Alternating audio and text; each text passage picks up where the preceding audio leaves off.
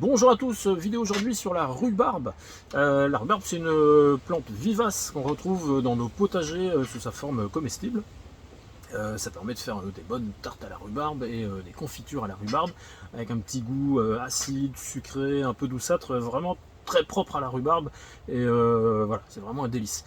Alors c'est une culture qui reste vraiment très simple, mais il y a quelques particularités qu'il faut connaître avant de se lancer dans ce type de culture. Je vous montre tout ça, on va voir ensemble la culture en général, et puis on va voir justement le cas de la division d'un pied mère de rhubarbe. C'est ce que j'ai fait moi il y a une quinzaine de jours. Je vais vous montrer ça en détail. Allez, c'est parti.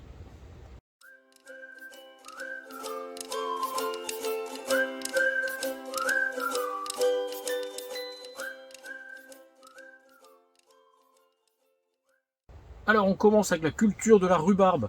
Je me suis mis un petit peu à l'abri dans la serre. Dehors il fait un vent glacial. Là dans la serre, voilà, il n'y a pas de vent. Et puis on a un petit 20 degrés, 22 même. Donc voilà, c'est un vrai bonheur. Donc la rhubarbe, la culture de la rhubarbe, c'est une culture qui est vraiment pas très compliquée. Voilà, il faut juste le réserver une grande place dans le potager. Donc c'est une plante vivace qui va rester en place toute l'année. Pendant un paquet d'années, même elle peut rester en place plus de 10 ans, plus de 15 ans. Voilà, 1 mètre carré par plant de rhubarbe. Elle va faire des grandes feuilles avec des grandes tiges, enfin des pétioles plus précisément. Et c'est ces grandes tiges verte, rouge, ça me dépend un petit peu, qu'on va consommer. La feuille n'est pas comestible, donc ça, voilà, faut pas s'en occuper, faut pas cuisiner avec cette partie-là. Mais ces grandes tiges, voilà, c'est ça qui va permettre de faire soit de la confiture, soit voilà, soit des desserts, soit même du salé. Il y a des recettes qui existent aussi en salé. Cette culture, elle a la particularité d'être active pendant 6 mois de l'année. Vous allez avoir toute une partie de feuilles qui vont produire en permanence et vous allez récolter comme ça tout au long de l'année, du printemps à la fin de l'été. L'hiver, par contre, voilà, il n'y a plus rien. Toute la partie aérienne disparaît et il ne reste plus qu'en fait une espèce de grosse racine qui reste en place dans le sol. Alors vous pouvez deviner les espèces les yeux ou les bourgeons là qui restent un petit peu en surface, mais autrement voilà, il reste plus rien. Une autre particularité de la culture, vous pouvez avoir, mais alors ça c'est sur des plants qui ont déjà 3-4 ans, vous pouvez avoir ce qu'on appelle une hampe florale. C'est une tige, une vraie tige pour le coup, qui va se mettre à pousser en tout début de printemps, juste en même temps quasiment que les premières feuilles. Voilà, tout simplement pour faire une fleur. Alors voilà, il est conseillé de couper cette tige-là parce qu'en fait elle va tirer sur les ressources de la racine au détriment de la production de feuilles. Alors comme ce qu'on récolte c'est les feuilles, voilà, il est préférable de couper cette tige florale qui va apparaître en début de saison. Alors je vous parlais en début de vidéo des spécificités propres à la rhubarbe, à la culture de la rhubarbe. Voilà, il y en a deux principales. La première, ça va être le type de sol. La rhubarbe, elle a besoin d'un sol assez particulier. En plus, comme c'est une vivace et qu'elle va rester en place dedans toute l'année, voire des années, il faut qu'elle se trouve bien là où vous la mettez en place. Elle va aimer des sols type humifère, donc pas trop, voilà, pas trop sablonneux, pas trop argileux non plus. Et surtout assez riche aussi, et surtout très profond.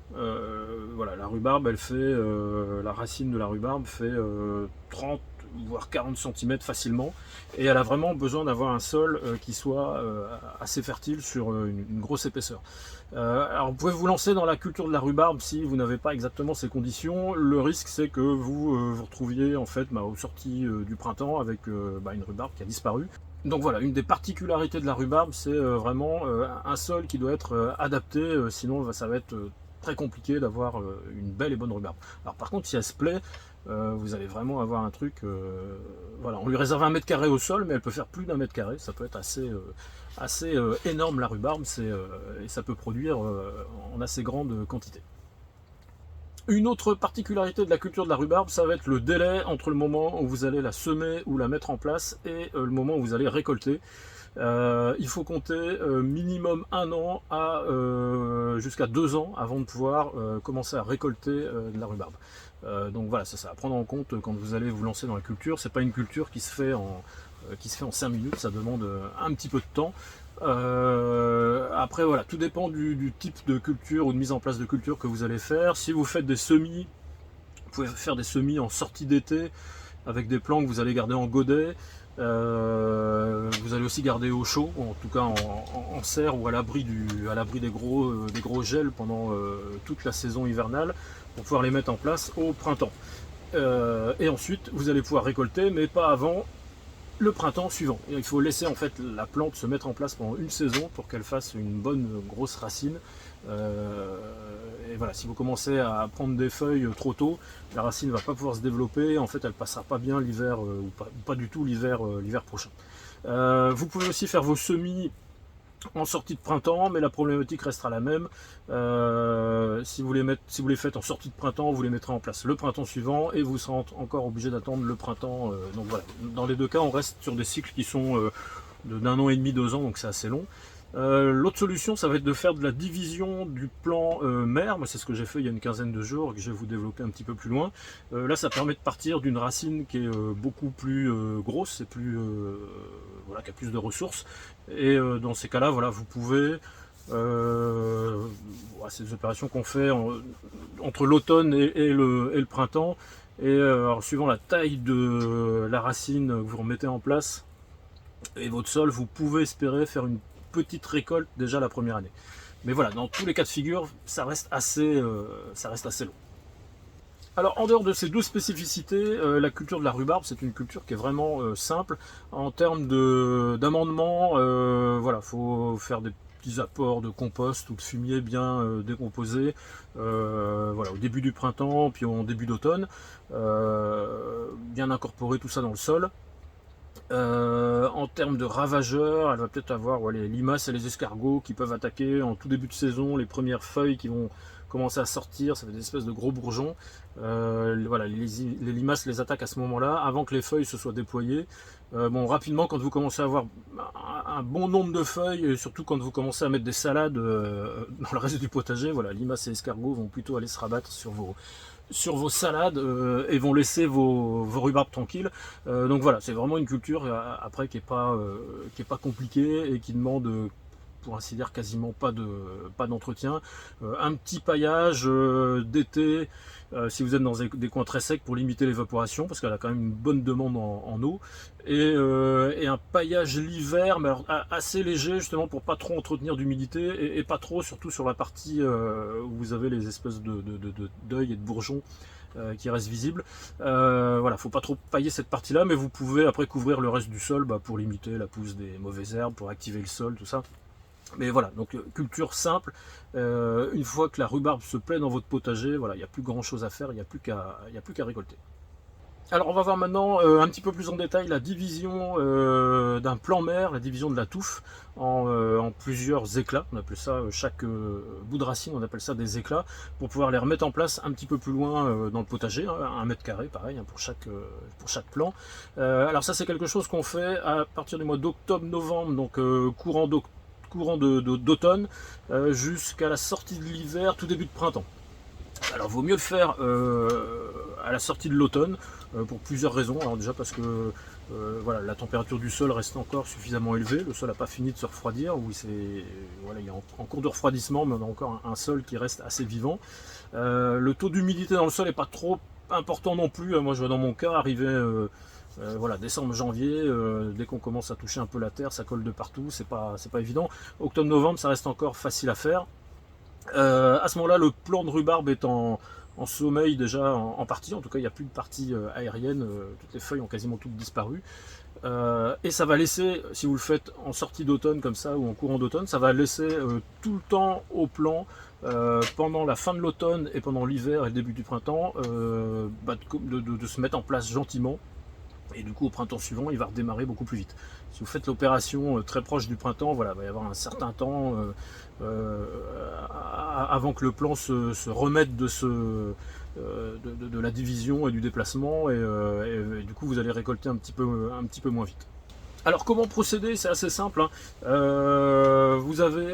laissez à peu près une vingtaine de centimètres autour de votre plant.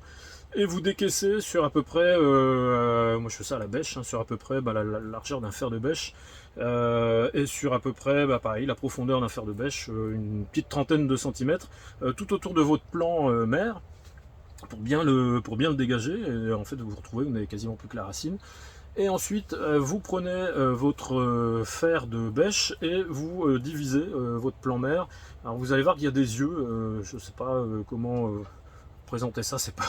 Voilà, il y a des yeux qui correspondent aux zones où vous avez des touffes de feuilles qui sortent.